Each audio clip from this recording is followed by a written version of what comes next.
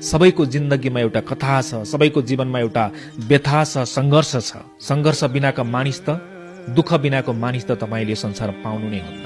एउटा कुरा के सोच्नुहोस् भने तपाईँलाई दुःखले एक्लै हिँड्न बाँच्न पनि सिकाउँछ। किनकि मानिसले साथ दिने भनेको त सुखमा हेर्नुहोस्, बिरलै मात्रामा, थोरै मात्रामा मात्रै तपाईँलाई दुःखमा साथ दिने मानिसहरू तपाईँको जीवनमा भेटिने गर्दछन्। त्यसैले आज दुःख आयो, आज जीवनमा सङ्घर्ष छ भनेर कहिले पनि नपिरोलिनुहोस्, नरुनुहोस्, आफ्नो दुःखहरू सबैलाई सुनाइ नहिँड्नुहोस् है। मलाई यस्तो भएको छ, उस्तो भएको छ भनेर सबैलाई आफ्नो कहानी नबताउनुहोस्, किनभने मानिसहरूले तपाईँको दुःखलाई मजाकको रूपमा पनि लिने गर्छन्। कति मानिसहरू कि सबै मानिसहरूले तपाईँको भावनालाई बुझ्दैनन् नि।